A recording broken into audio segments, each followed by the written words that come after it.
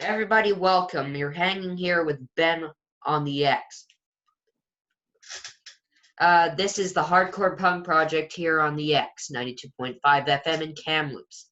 Today we're going to talk with Corey Skurlak and Trez Thomas from the band Tales of the Tomb. Here's the band's bio.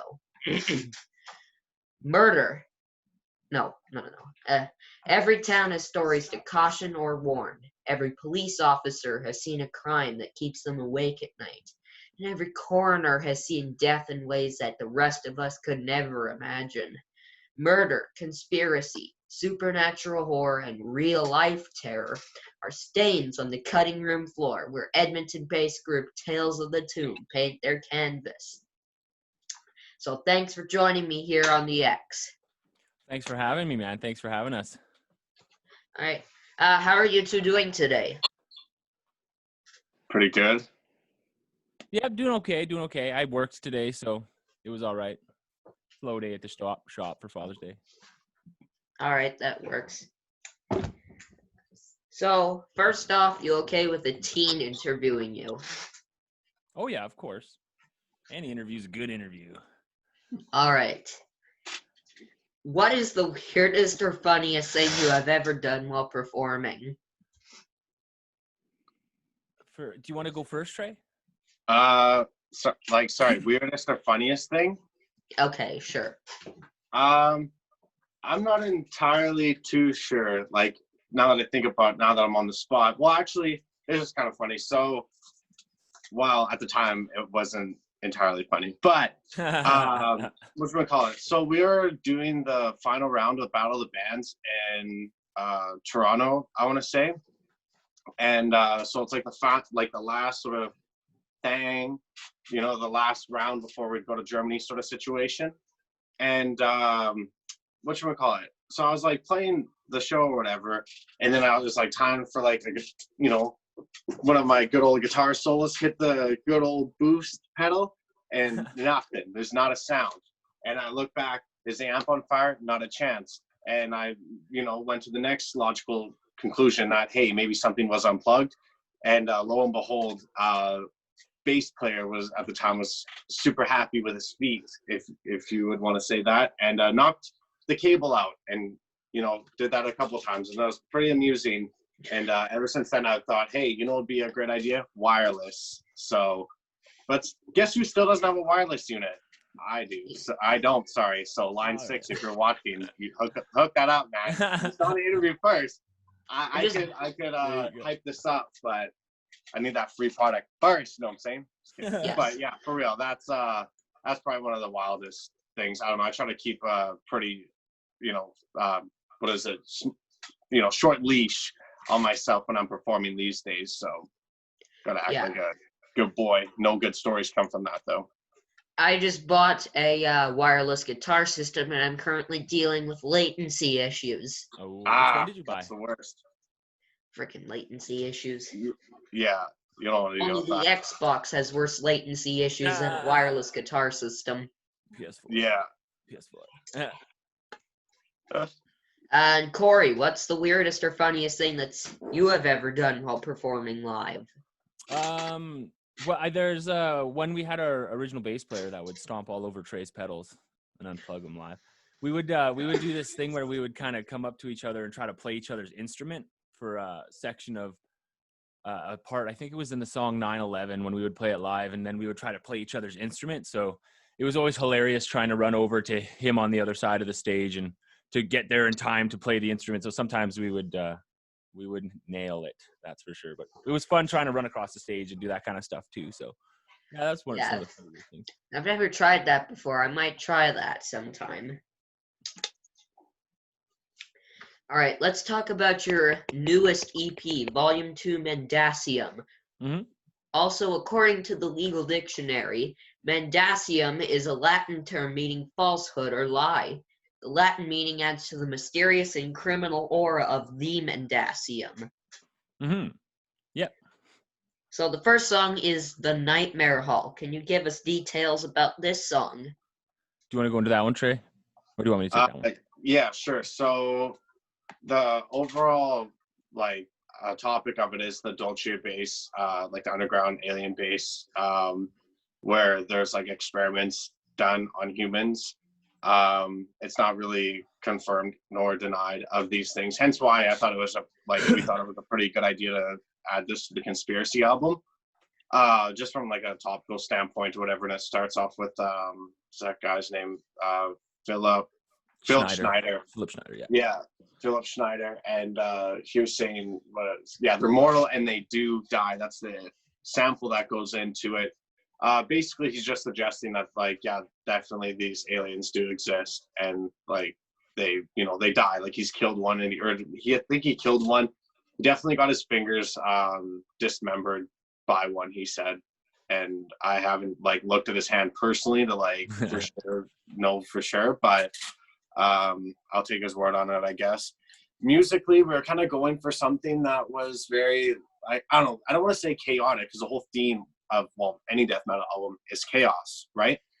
But specifically that one, we were looking more towards like an old school death metal kind of thing, and same with like the technical stuff. So Corey wrote like the first like first half, I want to say, and then I just got the idea to like just take that part and then just kind of continue on. And basically the way that you hear that song was the way that it was like initially written. I almost want to say, like, we didn't really change too much, maybe in the drums, but that was just a matter of just like mapping it out. So like, when you listen to it, it's not like, well, wow, this is the same drum beat that's been happening for the last like 3 minutes of the song. Yeah. We just like try to change it up, because I'm not a drummer, Corey's not a drummer, we had a drummer who was a drummer, and we just got him to make it sound more legit. So that's kind of like the scoop on that song. Mm-hmm. All right. So the tagline for the band has always been and will always be, reality is scarier than fiction.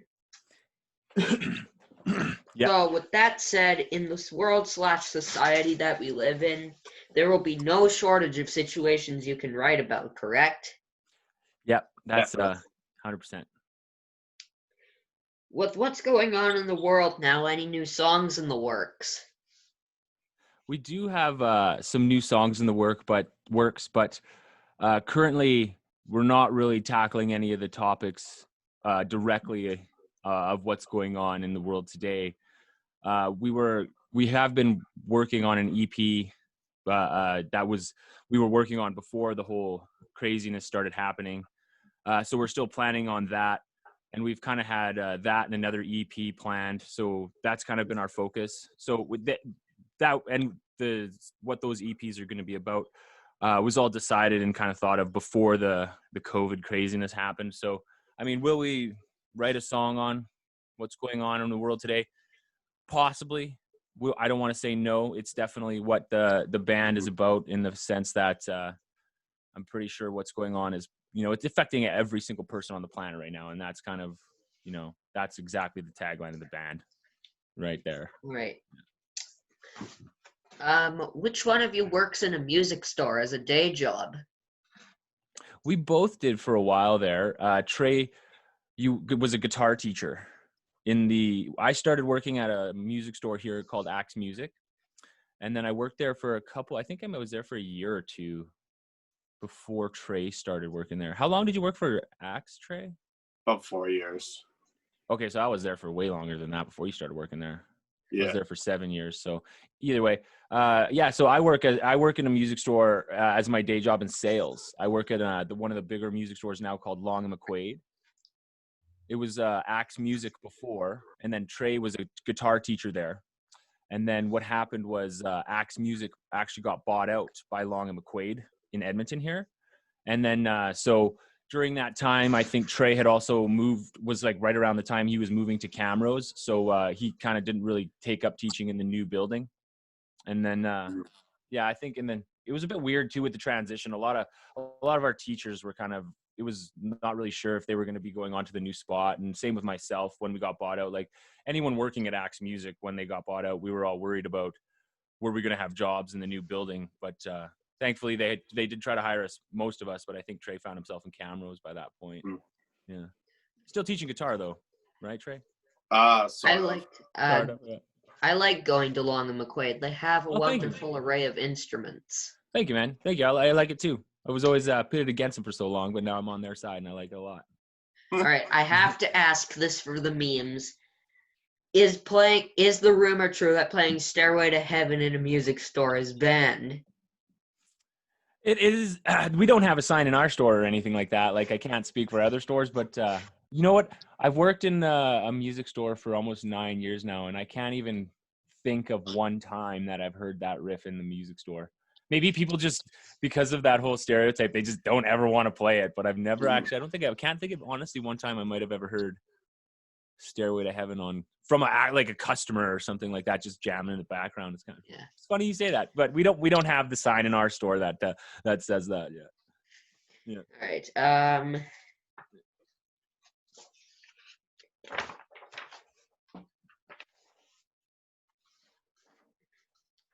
So a bit on Fall. I always thought it was about the Paul is dead conspiracy. Yeah, that's right. Well, can you explain it to the listeners? Yeah. So, do you want to take this one, Trey? Yeah. So, well, Fall was kind of written like way ahead of my time, sort of thing. It's basically about like Paul McCartney and how he died in a car accident, and that there was just like a lookalike to just cover up all the shenanigans, just because the Beatles are so big that the world would basically implode if anything were to happen to one of those four boys, God forbid. Yeah. And so that's kind of the concept of that song. Like I said, it was written before my time, so it's definitely like a song like that. Like Corey and I, we have like differing like sounds when it comes to like death metal, but that's what complements each other, and that's what makes like the new tales like really stick out a lot more than like some of the older stuff where any music, Steve Vai sounds like Steve Vai because it's just written by one person, but the more mitts you get in the cookie jar, so to speak, like a different, like it will sound different. So it's a very like straight, like forward, kind of like in your face death metal song, the way God intended it to be. So that's kind of the vibe with that. So yeah, that's pretty much all of it, though. Yeah, pretty much. I don't know. I was just going to add something, Cord. No, I was just going to touch about how you were saying, we wrote some of the songs like Fall before you were there, but in the song Dyatlov Pass Incident and The Nightmare Hall, the songs that you can really hear your influence, because I think those were the first two songs that you actually had like your hand actually in the cookie jar, and and you can actually really, like, in my opinion at least, like those songs stand out versus the other songs. You can really hear the influence that, the technicality that was brought on those albums, that they stand out, right? So just interesting how you said I mentioned that. So I want to touch on that. Yeah. What's your drummer stick weight? Mine are extreme 5As. Ours are home row, because we program all of our drums. Yeah. Oh, okay. Well, right now we don't have a permanent drummer. We do have a guy that fills in for us whenever we kind of need him. His name is Logan Vars, and he I'm trying to think of the stick he uses, but he plays in a band called Proto Sequence, and they're like crazy stuff. Check him out. Very heavy, very, very deathcore and tech, like very heavy stuff. It's funny you mentioned that he uses, because during the quarantine, his guitar player came to the store and got sticks or something, like at the curbside pickup, and they actually ended up being wrong. I think they were like 5Bs instead of A's. And then he messaged me later. He's like, "Oh, I got the wrong sticks, man." I was like, "Oh shit, I didn't end up helping you," or whatever, or Parker when he came. And then he's like, "Oh, it actually ended up working out," because he actually ended up liking the sticks that he got and started using those after the fact. I think they're 5B, but I could be wrong. Yeah. But yeah, sometimes I practice like on a pad or whatever. I use these sticks. Oh, there you go. Yeah. 5As. American Hickory. But I mean, I haven't touched these in a really long time, so I don't even know if I can say when I practiced. Like when I did, way back when I thought, hey, I could play drums too, and maybe fill in the drum spot. But then I was like, hell no, because then I started really programming what I really felt, and I'm like, yeah, there's no way I'm learning this in a decent amount of time, Are you heavy into the double kick like I am? 1000%. Honestly, they need to make a quadruple kick already because like it's just the metal's not fast enough, you know?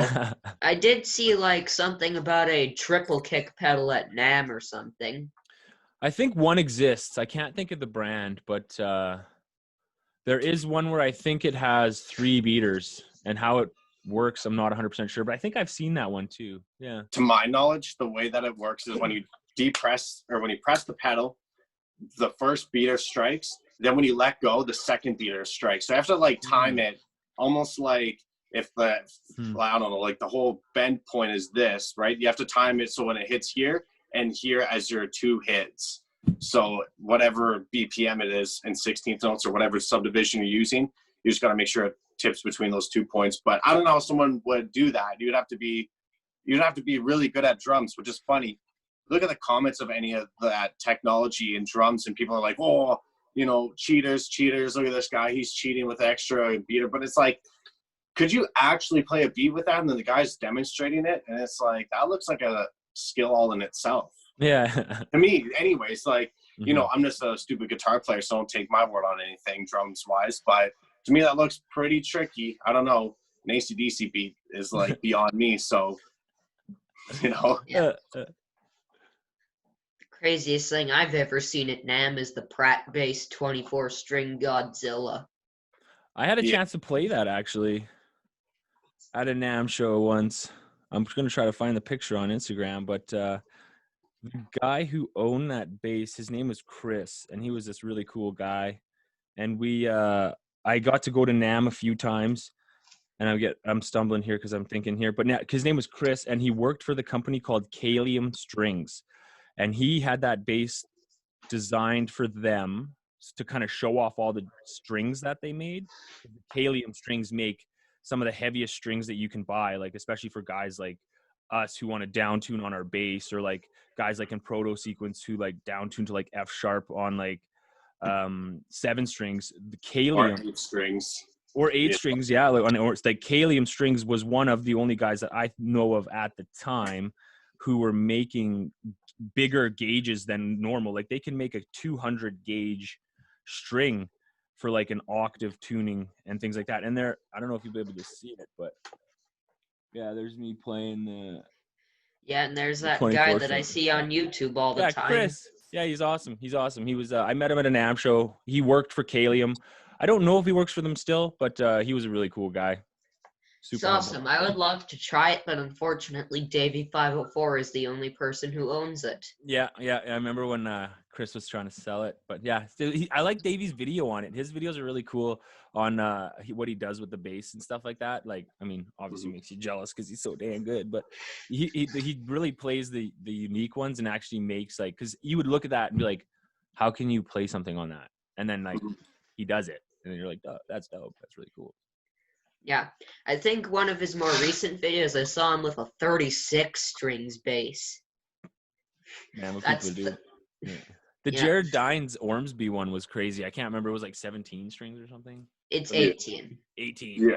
Yeah. It was for that Gent 2018 thing. Oh, yeah. And then because that was so funny. There was that huge debacle over it because some guy claimed that he could make a custom guitar for Jared Dines, and then ended up buying this 18 string off AliExpress and then trying to like refinish it and push it off as his own.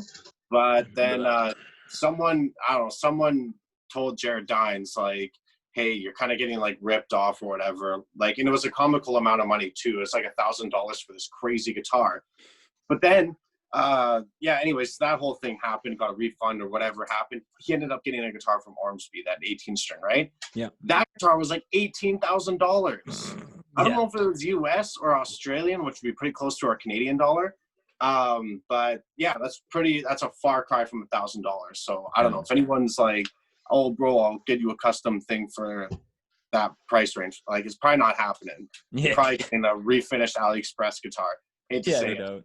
So you can't even get a Jackson, like a some decent Jacksons or Fenders or whatever for like almost like $2,000 in some cases. You know what I mean?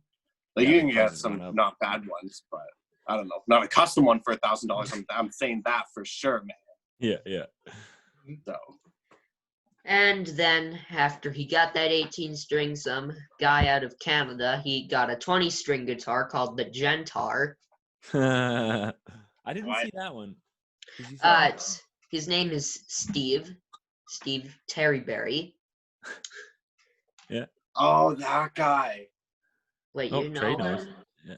Might not. Yeah, I know. Well, I don't know. Like, I don't know him personally. Like, I've never like gone out to like lunch with a dude before, but I've seen enough of his videos that I know I don't want to. I'm gonna have to check So- out one of his videos now. Yeah. Yeah. He's one of my favorite YouTubers. That's Oh, is he? Right. How was the band formed? Corey, you want to take originally. this one? Yeah, I can take this one. So back in the day, me and Trey played in a band. Trey and I played in a band called These Colors Don't Run. And so we were jamming and stuff like that. And then I had a friend at the time named Connor. And me and Connor would hang out all the time, just, having, just hanging out, drinking, And then we eventually wanted to start writing death metal songs because, as we were having a good time, we're listening to death metal and stuff like that. And then we started listening to a lot of Macabre. And so we started like writing, shitty old death metal riffs on like this acoustic guitar. Actually, I still have right here. This wrote some of the first Tail songs on that guitar.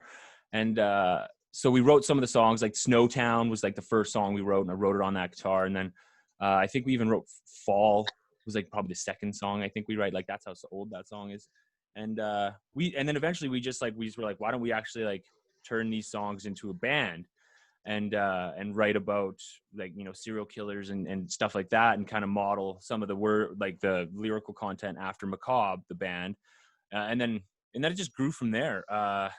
Me and Connor just kind of started taking it a little bit more serious. And then we just kept it simple at the start, less band members. We had me and Connor, and then a bass player, and then we had a bass player, Bryn, and then we got a drummer named John.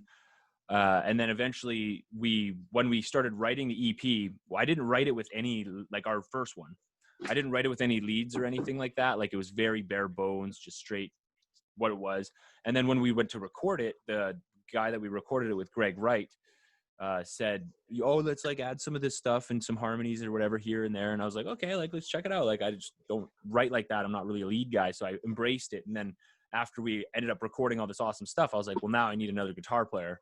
And then, I mean, me and Trey were starting to become really good friends at the time in These Colors Don't Run, because actually I got him in that band because he started working at Axe. And then I was like, oh, you're a really good guitar player. Come, try out for this band. And then eventually when I formed Tails with Connor, I was like, hey, Trey is the first guy I'm going to ask to play guitar in this band because, I already work with him so well in These Colors Don't Run. And then, I mean, it just kind of went from there. And then we've lost some people and got some people along the way. But yeah, Trey has always been a solid guy ever since he joined the band. So love. All right. These questions might get a little hard to answer. Has any one of your fans gotten out of hand, shall we say, while you perform? Has anybody? I don't think so. I personally haven't seen anyone get too crazy at one of our shows. Yeah. I've seen someone get crazy at other people's shows, but that's like another story for another time. And yeah, no, most people, believe it or not, that come like see us, like despite the content and despite the music, like when you first listen to it, you could think, oh man, only people that like are the worst people who listen to this. But believe it or not, like it's some of the most kind-hearted people that I've personally met that listen to that genre of music, death metal. And so they act like relatively civilized folk around our stuff. Like, yeah, sure, there's mosh pits. Yeah, there's people that shout or yell or whatever, but that's just like, that's regular show etiquette. That's just business as per usual. I wouldn't say anything wild or noteworthy has happened in that regard, and hopefully nothing crazy And hopefully, really happen. We're just about just playing the songs and stuff, and it's kind of also hard to have crazy shit happen at shows when we're not playing them. You know what I'm saying? So there's just one of those things. So Trey, you know you're not supposed to swear, right? oh, my bad. I didn't realize I'll I have did. Hit that. I'll hit I'll that just beat cut button. that out. All right, That's all good. perfect. Thanks, man. It's got my Right. back. And also, I'm one of those guys who's kind-hearted and listens to death metal. I listen to bands like Prostitute Disfigurement. I love those guys. They're awesome. I listen to a lot of them. Actually, those guys I do listen to quite a bit. Yeah. All right. Favorite genre other than metal? Pop music. What did I say that? Yeah. No. I would say like hip hop. I do listen to a lot of pop music too, but I'd say kind of that like produced stuff is really good because I mean, I just appreciate it a lot because I went to recording school and I know how hard it is and how much money and effort goes into making some of that really polished pop music. So and it's also like formulaically designed for you to tap your foot to it, so it's kind of hard not to like get caught up in some of them songs. Trey. I listen to like a wide array of stuff. I don't really like. I don't know. Outside of Tales of the Tomb and just like listening to bands that are like it for the sake of studying that kind of music and writing stuff that's leaning towards that area, I don't really listen to that much hard or like extreme metal. Really, I listen to a lot of like instrumental stuff, like Corey said, pop and rap and all that stuff. Listen to like a little bit of jazz and surprisingly country and stuff. And I just keep an open mind with that because there's just so much to check out. Like to just say, oh yeah, I'm only gonna just look at this one genre, I feel like would be a great disservice to a lot of other fans and artists out there that have done their dues as well. You know, why not? If it like, I mean, here's the thing: if it's like polished music, I'll probably listen to it. But if it's like anything like my GarageBand demos, not a chance. All right. When I don't listen to extreme metal music, I listen to AC/DC and a bunch of other basic rock bands. Cool. That's cool. Sometimes when I even feel like it, I listen to Drake. Oh yeah. Hey man, like I said, that pop music, man. All right. This is a twist on a question I've asked all the people I've interviewed so far. Which female artist would you like to collaborate with and why? You want to go first, Trey? No, I don't know what to say because, like, I don't know. There's not even just like necessarily female artists that I'd want to collaborate with. Like, there's people of like all sorts of. I don't know. I'd want to collaborate with as many people as possible. Yeah, I'm not entirely sure. I can't think of any off the top of my head. Maybe surprisingly, I don't know if I could work up like a song that's kind of in the same style as like Dance Gavin Dance. If I had the funds to do it, I would want to hire like someone like Hayley Williams because she was in Paramore and she's like a really good vocalist. I think that would be really awesome to try something like that. I don't know, but I don't. That's a lot of what ifs. To make something Good happen. choice, Paramore. So, Corey, you're next. For that, I would probably say the one vocalist from Arch Enemy, the previous one that they just had, the Angela Goss.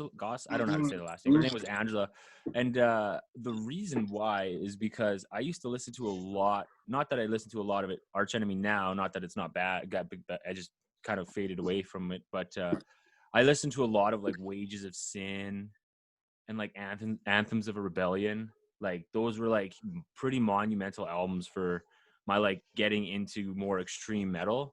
And I would say just because of that, I would say that it would be cool to work with her because not only it's like I've actually listened to a lot of her music and it sort of inspired me to listen to heavier music. Like I was still listening to like Children of Bodom and like Slipknot, like just kind of getting like a little heavier than Slipknot. And then it was getting Arch Enemy and like, then it's like Nile.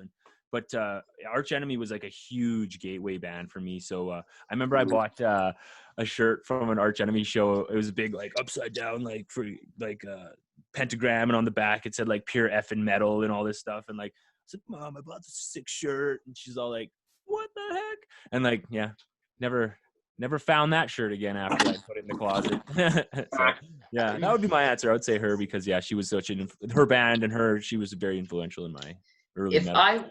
I would collaborate with any female artist, I'll just list my top three: Nita Strauss, Alice Cooper's current touring guitarist, Tarja Turunen from Nightwish, or Alyssa White Gloves, the current lead singer for Arch Enemy. Heck yeah. Cool, man. That's awesome. Super artists there. Maybe hitters. All right, another song, Sinful Messiah, the first song I played from y'all. Yeah, I remember. Yeah. Can you tell us what inspired this tune? Keep it appropriate, though. Why did we write Sinful Messiah again? That will, like, from a topical standpoint, that's about David Koresh, like the Waco incident, right? I But can't why remember. it happened, I can't no remember idea. if the sample came first or if the song came first. Now I can't remember why we wrote that one. I think it was just when I heard about that incident, and what happened, it kind of really stood out to me about how the ATF really wanted to make it like a media circus for themselves. And if you watch the new Waco movie or series that just came out on Netflix, they go over that in the very beginning. They touch on it a little bit about how the ATF were like losing their funding and they really wanted to get David Koresh and like have the media standing by and make it seem like this big takedown, and like the ATF were like these heroes. How accurate that portrayal is. Like I remember that it was the reason that piqued my interest was that they did have reporters standing by to like report on what was about to happen. Like they were going there and they wanted the media to report on it to make them look good for like whatever reason. And then that really resonated with me because all these people ended up dying when really like in Texas, like it's not really strange for people to own the types of guns or military hardware or heavy duty stuff. Like they started investigating David Koresh because they found live hand grenades in the mail that they had ordered to the compound. And that's what started the ATF's investigation. But if you look at Texas and if you look at Waco, Texas, lots of people, it's a very gun toting place. So like for a group of people with radical beliefs to own a lot of guns, it's like in Texas, everyone owns a gun in Texas. And so anyways, and the whole thing about how the tear gas part and how it burned down and it was unexplainable, like how the fire started.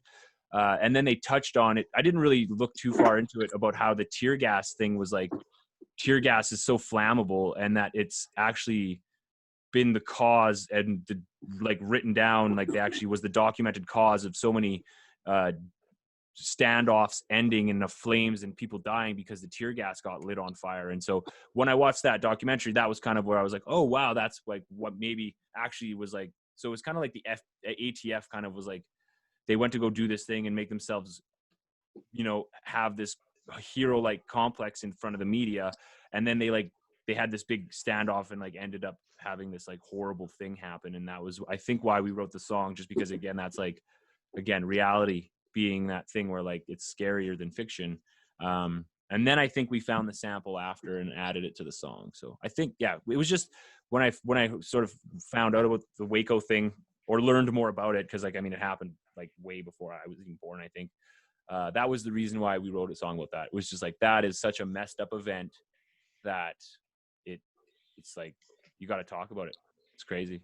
So that's why, yeah. So it's a bit heavy, but it's like, that's why we write the songs we write. Like rewrite, Trey writes, like some of the early songs we wrote about them because they scared us. They literally like freaked us out the most, like David Koresh or like Robert Pickton and his like kill farm in Port Coquitlam. Like that stuff is like, so like, it's scary. It's like, wow. And that's how we choose to write songs. Like what is the most terrifying things? Like, I don't want to even like, you can't forget about those events. It's almost like a memorial to those events in the sense that, you can't forget those victims. You can't forget what happened. History will only repeat if you forget what happened in the past, and so you want to prevent that sort of thing. So we and not that one tragedy is worse than another. It's just ones that sort of just hit us at that time and really make us go like, wow, or whatever, for whatever reason, why they hit us or when they hit us. It's just for whatever reason, whatever event resonates with us at the time and makes us really send that chill down our spine is what we sort of will choose to write about at any given time. And that's always different what resonates with you. So yeah, that's great. Yeah. That intro sample got me thinking. Jesus is coming back. Did he forget something? Nope. Yeah. Jesus is coming back for Armageddon. Yeah. Yeah. And you know how many times the sampler didn't work live and I had to do that in that high pitched voice into the mic? Jesus is coming back. Because our sampler like wouldn't work, and then got to roll with the show. And then you just turn around and do it. And it's just hilarious. I've had to do it so many times. Guitar tuning. I'm guessing drop A or lower. We're quite a bit up from there. Do you want to take this one, Trey? Yeah, so we tune basically a full step down.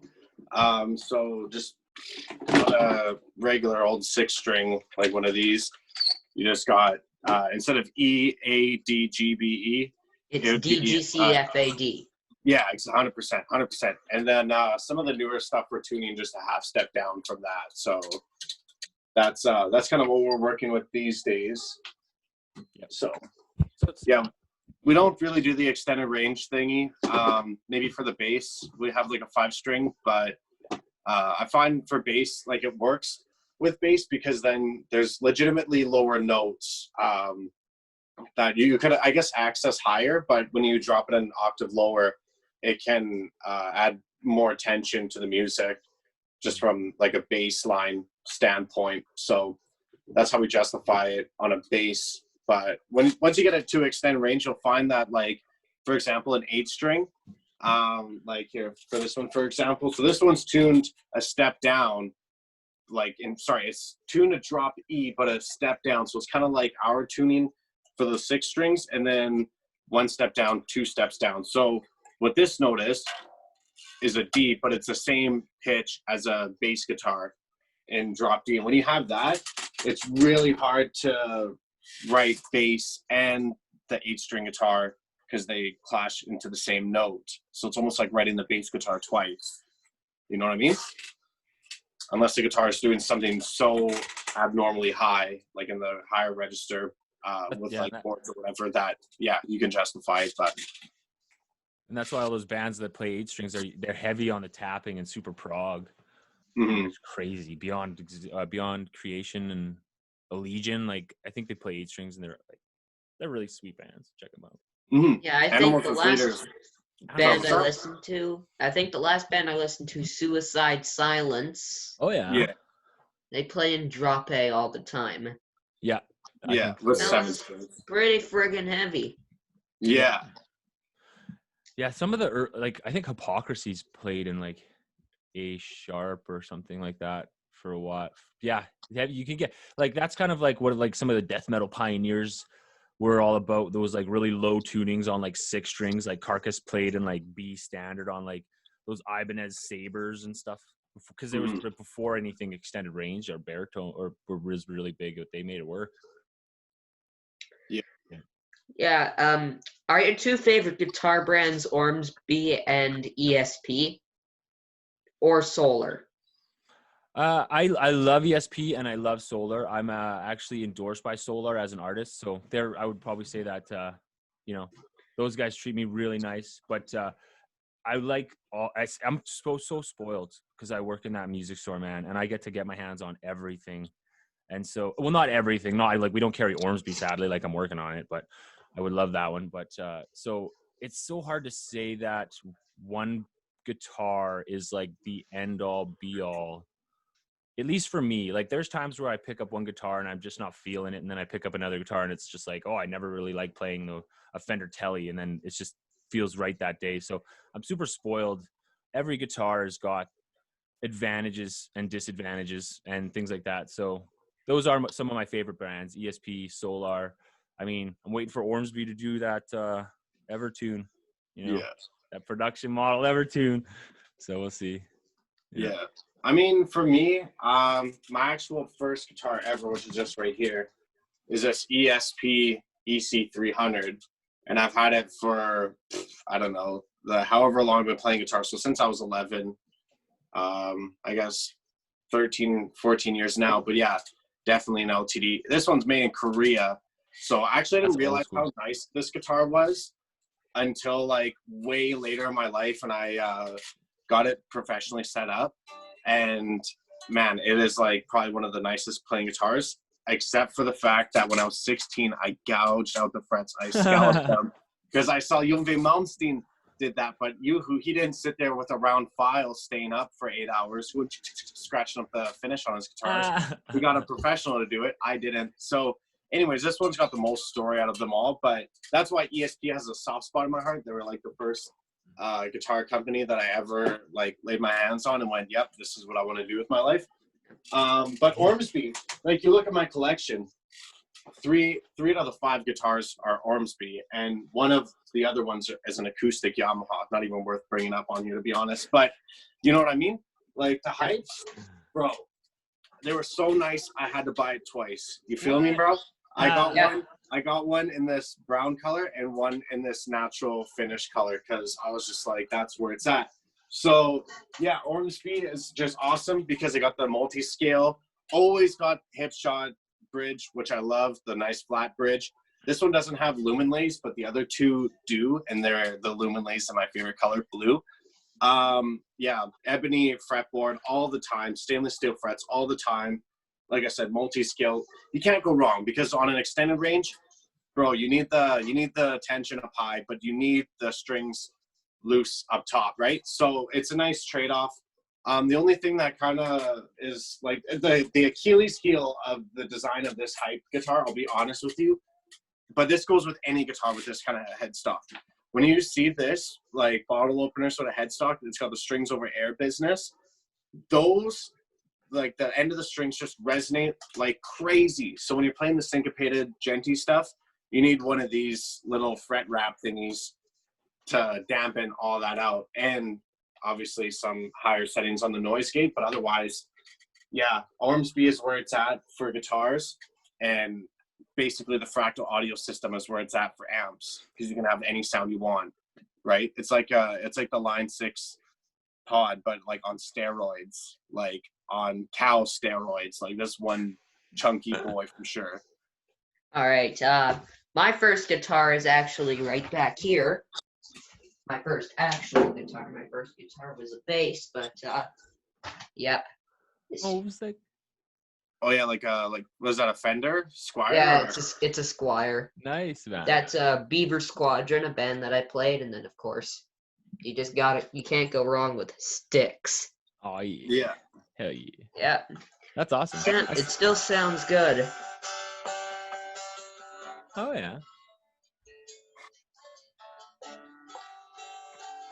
Nice.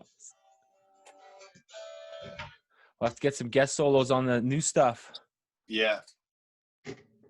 Nope, had to get the green V to get that.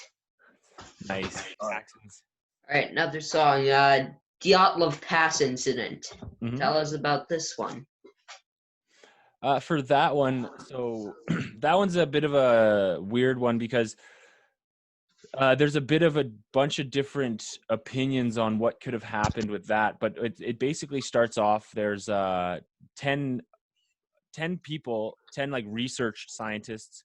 We're gonna go hiking through a mountain pass in like the Ural mountain range in Russia, somewhere like North Serbia or something. I can't remember the exact spot off the top of my head.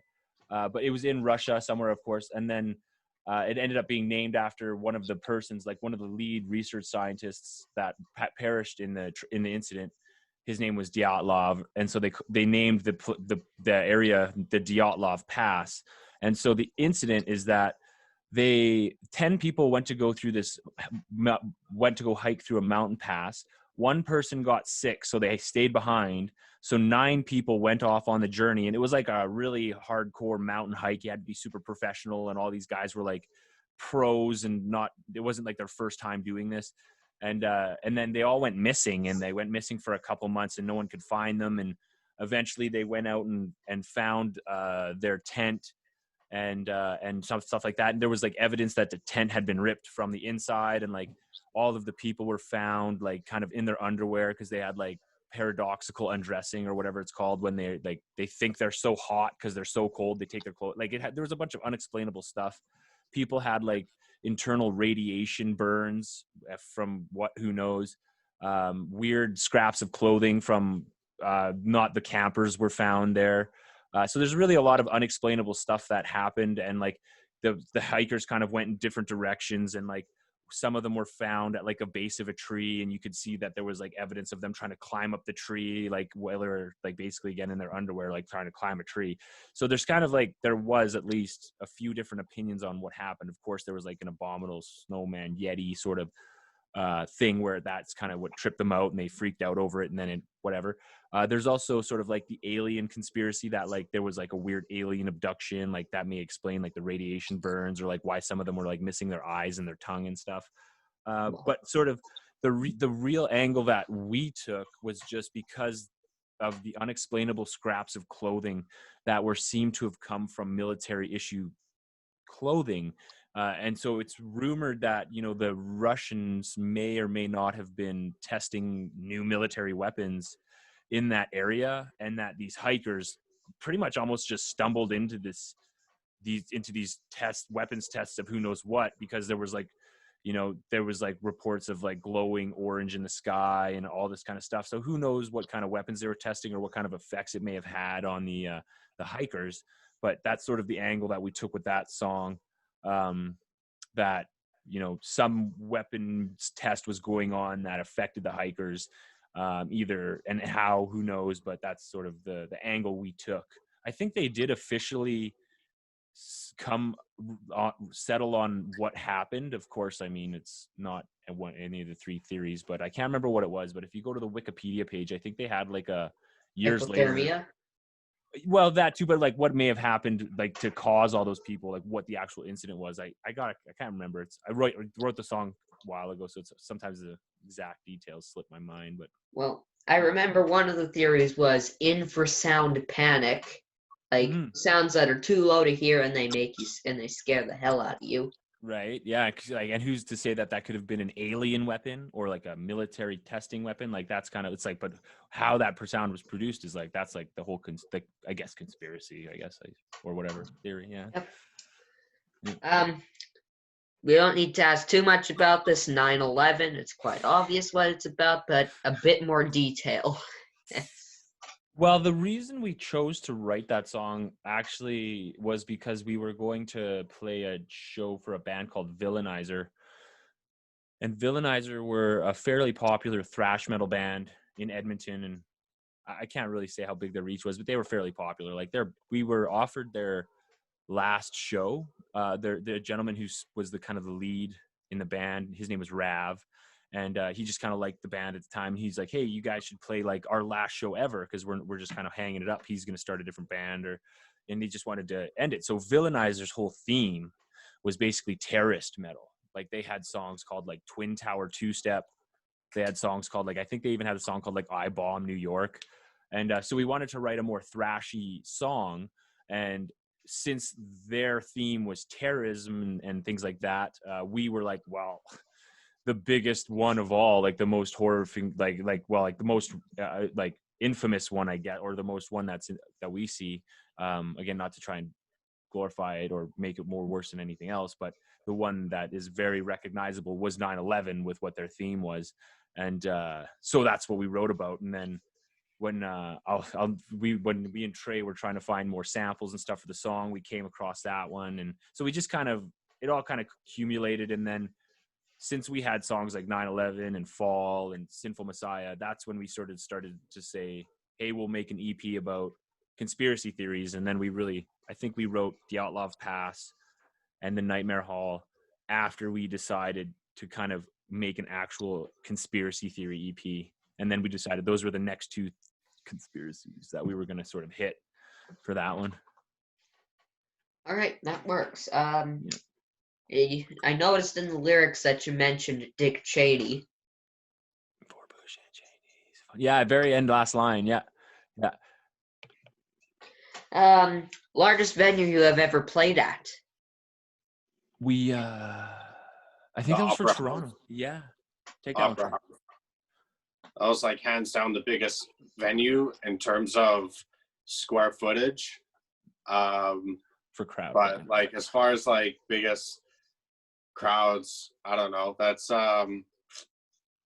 it varies. You know what I mean? It varies because like when we did that Toronto thing, that was like our first show ever outside of Alberta. I almost want to say, you know what I mean? Yeah, I think that's So right. it's like virtually impossible, like on a whim. We didn't even know if we're gonna make it to Toronto, so we didn't like who would have the foresight to like promote a show that you may be at. You know what I mean? It was just like a contest sort of thing. So yeah, we it was weird because like all the local bands obviously got local support, and then we did our thing, but and then it wasn't as crazy, but that's fine. It was still really cool to play at the Opera House, and I obviously don't bring it up whenever I tell people, yeah, I played at the Opera House. I'm not like in an empty Opera House, but like it doesn't matter because it's like sick. It's like that's, you know what? You know who else played the Opera House? Like the White Stripes, like even Whitechapel played the Opera House. You know what I mean? Like so many varying bands between the Buried and Me. I had to like look it up and just like check it out because I was like, that's cool. But I'd say Starlight Room is one of the bigger rooms that we go to, or I guess it's called the Temple now. But when we do play shows, that's one of them. And also Rendezvous, like our hearts are always there because who doesn't love a good Rendezvous show? You know what I mean? Always good times to be had there. And if you got $10, you can have the craziest time of your life, no matter what band is playing that night. Heck yeah. So. All right. The largest venue I've ever played at is Sun Peaks Where's that at? here in Kamloops. Kamloops? Yeah, it's a ski resort in the mountains. They have Cool. karaoke there, and I did some AC/DC and Michael Jackson stuff. Nice, man. I've At 8 years old. Wow, dude, crazy. That's awesome. Yep, and the smallest venue I've ever played at is in my front yard. Oh yeah. You probably had some people show up though. I mean, yeah, that's awesome, man. Have you toured outside of Canada? No, I don't think so. Not with Tails, and not in any other bands. No. Has Tails toured? Not really. No, like Weekend Warrior, baby. Yeah, exactly. We did like some skits here and there where like we did like let's say Grand Prairie, Edmonton, Red Deer, Calgary, like a big, straight line, whatever that highway is. We like hit all the towns there, baby. Yeah. And then did the thing, and that's pretty much it. But yeah, we haven't toured at all with this project. And other projects, yeah, we've well, not outside of Canada, but at least outside of Alberta. So there's that. If no, after COVID, do you plan on going outside of Canada? Big time. We just like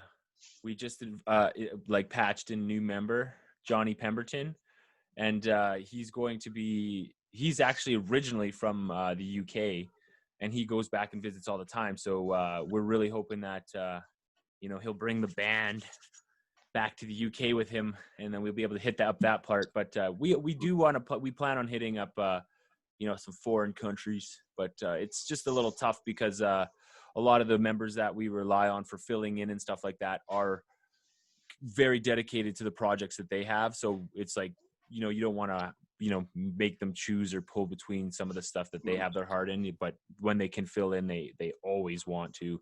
But, if they have something going on, then they have to do that. But, that doesn't mean we can't line stuff up for when their band isn't doing stuff, Mm-hmm. Yeah, and there's also like a lot of financial responsibility that comes with touring, period. You know what I mean? Just like even just doing like the Alberta stint that we did, like the amount of planning and stuff that went into just that is like pretty tremendous. And even like the music festivals we played, that's like pretty tremendous planning. Just when you don't have a full once band, you get outside of the Canadian borders, unfortunately, it's like you got to get these visas, then you got to find a way to like mosey your way around this country or whatever, and all that stuff. So there's a lot of stuff that we have to like really line up a bunch of stuff before we can fully commit to like touring outside of Canada. I don't want to poo-poo the idea because like it seems like we're much closer today to that reality than we were, say you asked us about a year or two ago. You know what I mean? So I think it's contingent on a lot of things, but we definitely want to make it a possibility as soon as possible. But are we doing that like next week or next month? Oof, probably not. And especially with all these restrictions worldwide, it'd be really crappy to make a plan and then have a second wave break out or something. You know what I mean? So that's just the sad reality of it right now. But I feel like touring is gonna be like a thing that's not gonna happen for a lot of bands. So for a while, but we'll see. We'll see. There's digital tours now, so Yeah. it's like, what's the point of buying a tour bus when I can just shred a guitar on the front cam here and have a similar effect? You know what I mean? Everyone's locked in their house anyway, so may as well just make a live stream and see what happens. You should come to Kamloops. You could rattle the Blue Grotto to its core. That'd be Yeah. awesome. Last question since we're running out of time. Now, this is a question. It's become iconic. I've asked every person I've interviewed. Hell yeah. Broken Love, Vultures, Brotherly, It's Fear Run, and Surface of the Sun.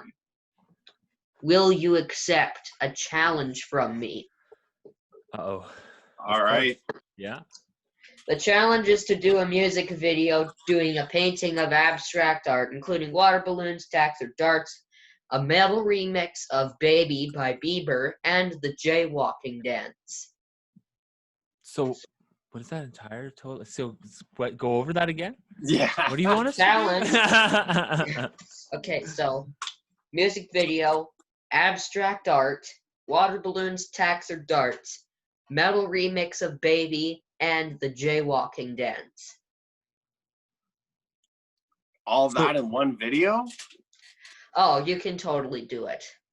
I don't know. That is quite. I don't know, dude. I'm gonna be real with you. When I'm building Lego, I need to like have the instructions, the pictures, the diagrams, the one-to-one measurements, and that sounds like. If I'll tell you what, give us the instructions in a private message, and we'll see what we can do for you, man. Yeah, you're talking Jay and Silent Bob here. You catch my Tokyo Drift. Maybe that's beyond before your time, but Is there anything else you would like to share? Just that other than what I've asked you about. Maybe something about that hidden track, Mermaid in a Manhole. You want to go on that one real quick? Sure. Trey, take it. Yeah, Mermaid in a Manhole. Basically, it's about this. So there's like a whole series of these Japanese horror movies that almost borderline snuff movies. But I think called Guinea Pig Films. They own the rights to these series of movies. And one of them was about this guy who had he was painting a mermaid, and he thought that, he thought he was painting a mermaid, but turns out he like cut up his like wife who was carrying like their child or whatever, and painting these pictures with her blood. And it was like an old movie, and I don't want to say here, maybe you should take over the story, Corey, but I almost want to say that we got the rights to that movie or something now. We not the movie itself, but when we were figuring out that song, we had a sample at the end of it, and like in trying to be as, I don't know, by the book when you want to use other people's audio. Of course, you want to try and message them and get the rights or permission to do it, which we've tried to do with all of our samples. And so with this specific one, this was a movie. And again, it was a Japanese movie, part of a series called the Guinea Pig Films. So we started doing a bunch of research to try and figure out who the heck are we going to have to ask if we can have permission to use the audio from this sample. So eventually we got into talks with someone who owned the distribution rights of the movie in Canada or in worldwide, but it wasn't the guy who made the movie, and it wasn't like the people who actually owned the movie. It was like some guy who owned the distribution rights of the movie. So we have like this big email chain going back and forth saying like, hey, we want to use this like 12-second sample. And the guy was pretty much saying the people who own this movie like literally don't want anything to do with it. So you can use the sample, like no big deal, like you can keep all of this if you ever have a problem, but I doubt you will, kind of thing. So it was really interesting. But again, because like Trey mentioned, these guinea pig films were really, really messed up, and they're from like I think the 80s, and some guy in Japan made these movies that like were very realistic and borderline snuff films, and one of them is about a samurai like murdering a geisha or something, and Charlie Sheen was, so vacuumed up in the 80s that he thought this was a real snuff film, and he actually got the FBI involved, and they like got the creator of these movies, and they were like, you need to recreate these like special effects, or we have to try and like charge you because this is too realistic. So I've never watched all the movies. I've only watched the Mermaid in a Manhole one because I couldn't write a song about it and not watch it. It's not like it's that messed up. It's just it's actually weird. But our original bass player Bryn was the one who brought up the idea of writing a song about this movie. And again, the song just kind of tripped us out, or the movie, excuse me, tripped me out, and Connor and stuff at the time out so much that we were like, oh yeah, we'll write a song about that. But to this day, that's the only song that we've written about about a movie, but like not a arguably real life event. And so we really wanted to release it, and we didn't really want to write more songs that would be not about realistic events, so to speak. So we were like, hey, we got to put a bonus. We got to release this song. So let's put it as a bonus on this album EP, just so we could have like a proper release and a proper recording. Cause I mean, that's one of my favorite songs that we wrote early on. And so it was nice to have like a official sort of release for it. And then that's why it's a bonus song. Cause it's not really conspiracy theory based, but we had to release it. Yeah, that works. Yeah. Well, looks like our interview is coming to an end. I would like to thank you, Corey and Trez, part of the Glass Gang like me. Heck yeah, man. Heck yeah. Let's see what up. For being with me today. Stay safe, take care, and rock on. Thank you so much, man. Thanks, man. You're welcome. All right, have a good night, you all. Bye. Bye.